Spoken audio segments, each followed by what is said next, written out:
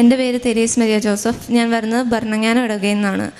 ഞങ്ങൾ ആദ്യമായിട്ട് മാതാവിനെ പറ്റി അറിഞ്ഞത് അമ്മയുടെ ഫ്രണ്ട്സൊക്കെ പറഞ്ഞ്, ആൻറ്റിയൊക്കെ പറഞ്ഞിട്ട് അങ്ങനെയായിരുന്നു കൃപാസന മാതാവിനെ പറ്റി അറിഞ്ഞത്. പത്രം കിട്ടിയിട്ടുണ്ടായിരുന്നു.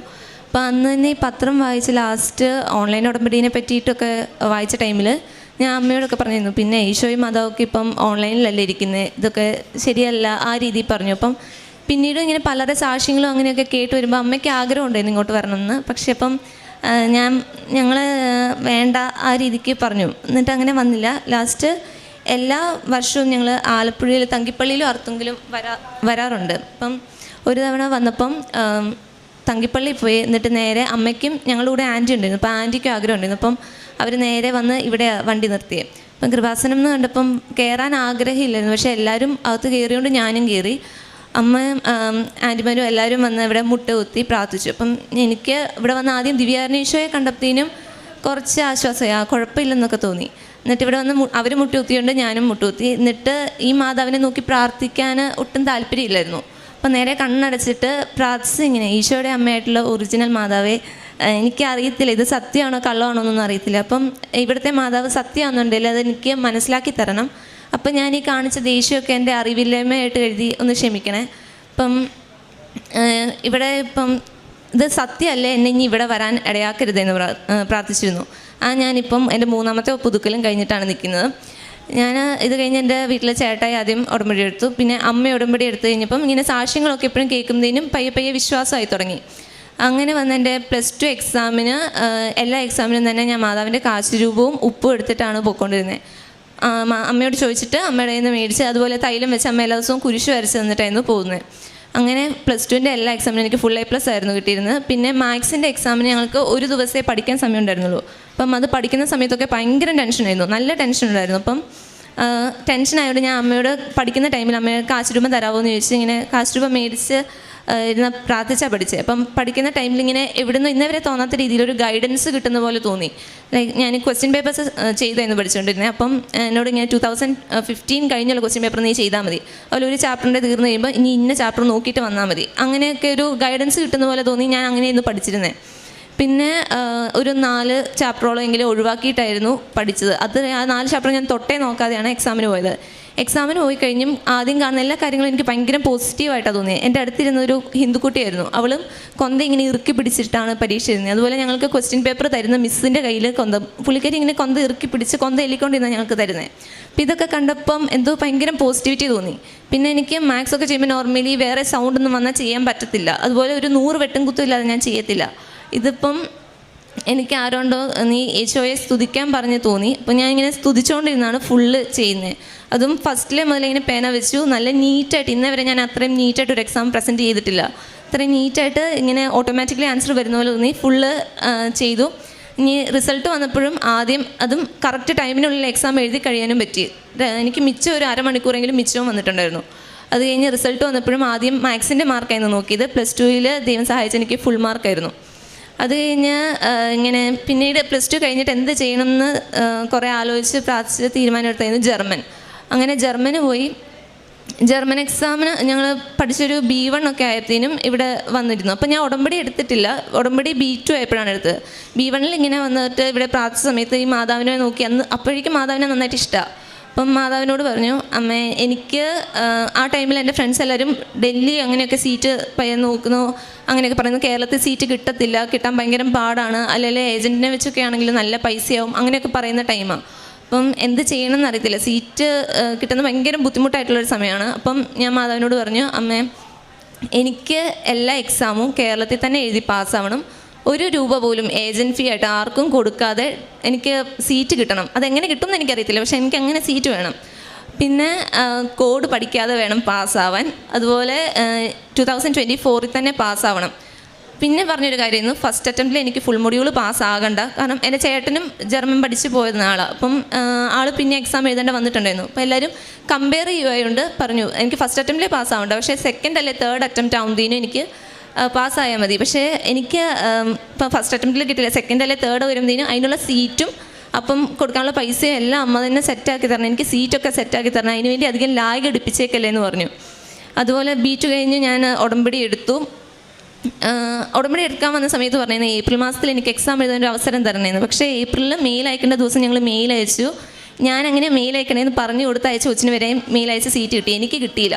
അപ്പം ലാസ്റ്റ് ഉറപ്പായി സീറ്റ് കിട്ടത്തില്ല, ഏപ്രിൽ മാസത്തെ ആ ആഗ്രഹം നടക്കത്തില്ലെന്ന് ഉറപ്പായപ്പം ഞാൻ അമ്മയോട് പറഞ്ഞു, എൻ്റെ അമ്മയോട് പറഞ്ഞു പറ്റത്തില്ല, സീറ്റ് കിട്ടത്തില്ല. അപ്പം എൻ്റെ ആ ഒരു ആഗ്രഹം സാധിച്ച് കിട്ടിയില്ലല്ലോ, ഞാൻ മാതാവിനോട് ഉടമ്പടി എടുത്ത് കഴിഞ്ഞ് പറഞ്ഞ സംഭവം, എന്നിട്ട് അത് നടക്കത്തില്ലല്ലോ എന്ന് പറഞ്ഞു.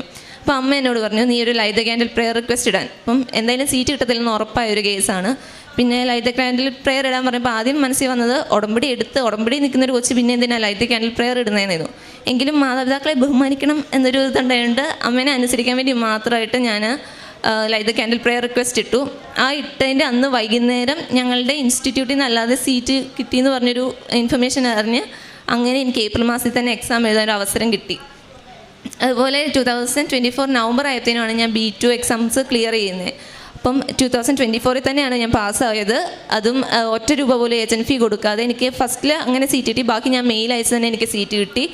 അങ്ങനെ ഞാൻ മാതാവിനോട് പറഞ്ഞ എല്ലാ കാര്യങ്ങളും നിവൃത്തിയായിക്കൊണ്ടാണ് ഞാൻ B2 പാസ്സാവുന്നത്. കോഡ് പഠിക്കാതെയാണ് പാസ്സായത്. അതുപോലെ എനിക്ക് ലാസ്റ്റ് എക്സാമിന് ഞാനിങ്ങനെ റിസൾട്ട് വരുന്ന ടൈമായപ്പോൾ മാതാവിനോട് പിന്നെ അടുത്ത എക്സാമിനുള്ള മെയിൽ അയക്കേണ്ട ഒരു ടൈമാണ്. അപ്പോൾ ഞാൻ മാതാവിനോട് പറഞ്ഞിട്ടുണ്ടായിരുന്നു, മാതാവ് ഈ എക്സാമിൽ ഞാൻ പാസ്സാവുന്നുണ്ടെങ്കിൽ എനിക്ക് ഇന്നത്തെ ഈ മെയിൽ അയച്ചുള്ള സീറ്റ് കിട്ടരുത്. ഞാൻ നോർമലി അയക്കുന്ന രീതിയിൽ തന്നെയാണ് അയച്ചത്, കിട്ടണതാണെങ്കിൽ വേണേൽ കിട്ടാവുന്നതാണ്. അപ്പോൾ പക്ഷേ മാതാവിനോട് പറഞ്ഞു ഞാൻ പാസ്സാവുന്നുണ്ടെങ്കിൽ ഈ മെയിൽ അയച്ച് എനിക്ക് കിട്ടണ്ട, ഒരു കൊച്ചിൻ്റെ ചാൻസ് പോകുമല്ലോ, അതുകൊണ്ട് അങ്ങനെ വേണ്ട, ഞാൻ പാസ്സാവത്തില്ലെന്നുണ്ടെങ്കിൽ എനിക്ക് സീറ്റ് തരുകയും വേണമെന്ന്. പക്ഷേ സീറ്റ് കിട്ടിയില്ല. അപ്പോഴേ ഉറപ്പിച്ചു പാസ്സാവുന്നു. ഞങ്ങൾ എക്സാം എഴുതിയൊരു 45-50 ദിവസമൊക്കെ കഴിഞ്ഞിട്ടാണ് റിസൾട്ട് വരിക.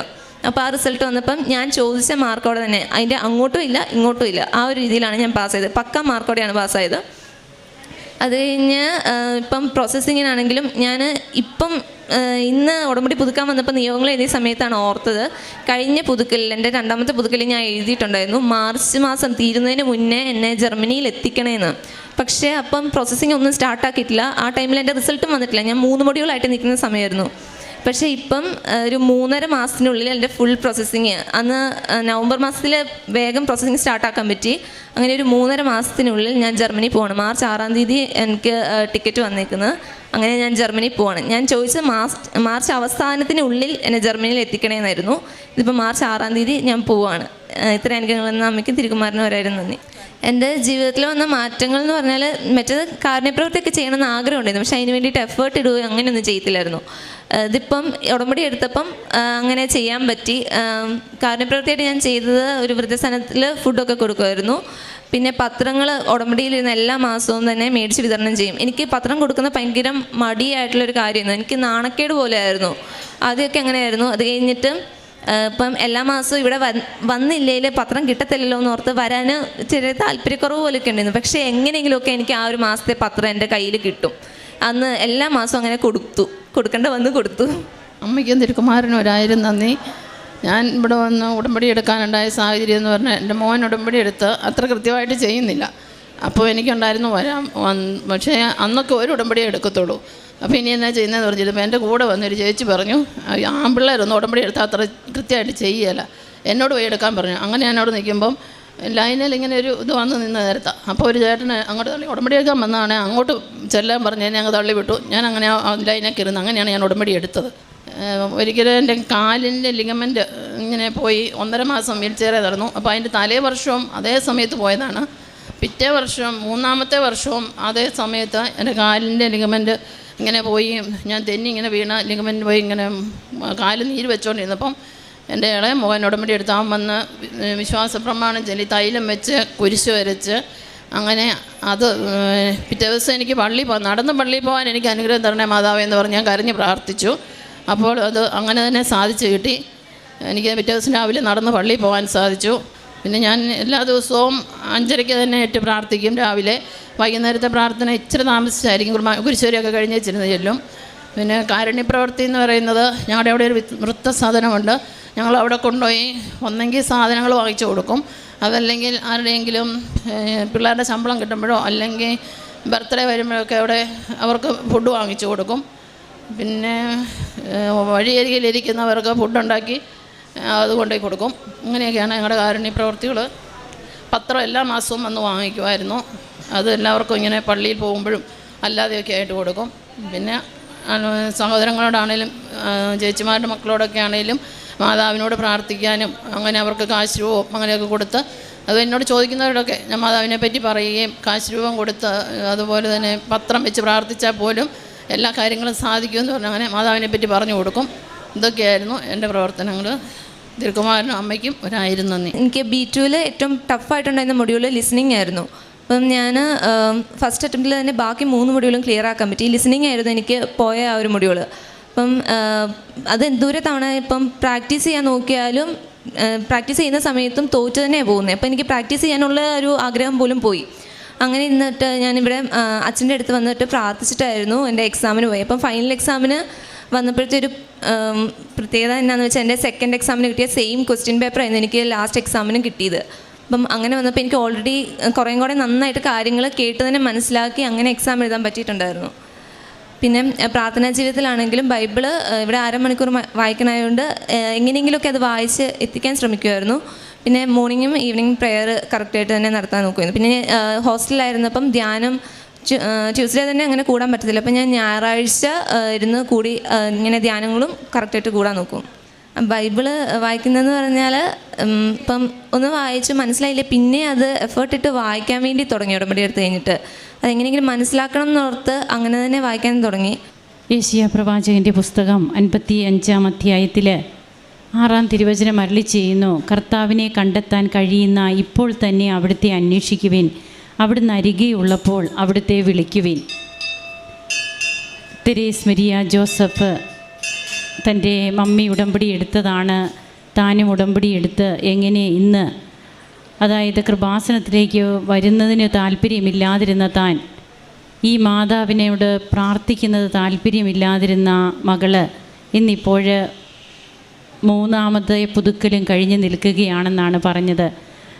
അങ്ങനെ അത്രയേറെ പിന്നീട് നാം കേട്ട തിരുവചനങ്ങൾ പോലെ തന്നെ കർത്താവിനെ കണ്ടെത്താൻ കഴിയുന്ന സമയം ഇതാണെന്ന് തെരേസ് മരിയ ജോസഫിന് മനസ്സിലാകുന്നു. അത് പിന്നീട് തൻ്റെ ജീവിതത്തിൽ എങ്ങനെയാണ് പ്രതിഫലിക്കുക, ഉടമ്പടിയിലൂടെ ഉടമ്പടി എടുത്ത് ഉടമ്പടി ജീവിതം നയിക്കുമ്പോൾ അത് ഏറ്റവും നന്നായിട്ട് ദൈവസ്നേഹത്തോടെ തന്നെ പിന്നെ മുമ്പോട്ട് കൊണ്ടുപോകാനായിട്ട് ശ്രമിക്കുന്നു. അങ്ങനെ വളരെ ചുറുചുറുക്കോടെ ഇന്നിവിടെ വന്ന് നിന്ന് സാക്ഷ്യം പങ്കുവയ്ക്കുകയാണ്. താൻ ഇങ്ങനെയായിരുന്നു, എന്നാൽ ഇന്ന് തൻ്റെ ജീവിതത്തിൽ സമയച്ചുരുക്കത്തിൻ്റെ അമ്മ, സ്ഥലകാലങ്ങളുടെ മേൽ അധികാരമുള്ള അമ്മ എങ്ങനെയാണ് തൻ്റെ പ്രോസസ്സിങ്ങൊക്കെ സ്പീഡപ്പ് ആക്കിയത്. താൻ കൃപാസന പത്രം കൊടുക്കുക അതത്ര ഈസി ആയിട്ടുള്ള കാര്യമല്ല. അതുകൊണ്ട് തന്നെയാണ് ബഹുമാനപ്പെട്ട VP ജോസഫ് അച്ഛൻ പറയുക, കൃപ ടാപ്പ് ചെയ്യാനായിട്ടുള്ള ഏറ്റവും നല്ല പ്രേക്ഷിത പ്രവർത്തനം കൃപാസന പത്രം, അതായത് ഈശോയെ മറ്റുള്ളവർക്ക് കൊടുക്കുക, അറിഞ്ഞവരെ ആഴപ്പെടുത്തുക, അറിയാത്തവരെ അറിയിക്കുക. അതുകൊണ്ട് തന്നെ എങ്ങനെയാണ് ഈ മകൾക്ക് കൃപാസന പത്രമൊക്കെ മറ്റുള്ളവർക്ക് പങ്കുവയ്ക്കുകയും അവരോട് തൻ്റെ കാരുണ്യ പ്രവർത്തനങ്ങളും പ്രേക്ഷിത പ്രവർത്തനവും വഴിയായി ഈശോയെ പറഞ്ഞു കൊടുക്കുകയും ഒക്കെ ചെയ്യുന്ന ഒരു സാഹചര്യം, ഒരവസ്ഥ, അതിലേക്ക് പിന്നെ ഈ മകൾ തന്നെ വരുന്നു. അങ്ങനെ തനിക്ക് പോകാനുള്ള കാര്യങ്ങളൊക്കെ ക്ലിയറായി സന്തോഷത്തോടെ ഇവിടെ വന്ന് നിൽക്കുകയാണ്. അതിൻ്റെ ഇടയ്ക്ക് വന്ന തടസ്സങ്ങൾ, ആ തടസ്സങ്ങളാണ് അമ്മ എങ്ങനെ തനിക്ക് മാറ്റി എന്നുള്ളത് ഈ മകളിവിടെ പങ്കുവയ്ക്കുക.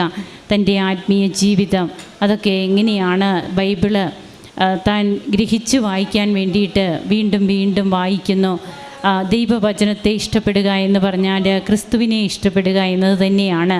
നമുക്ക് കരങ്ങളടിച്ച് ഈശോയ്ക്കും അമ്മയ്ക്കും നന്ദി പറയാം. യേശുവേ നന്ദി, യേശുവേ സ്തുതി, യേശുവേ ആരാധന.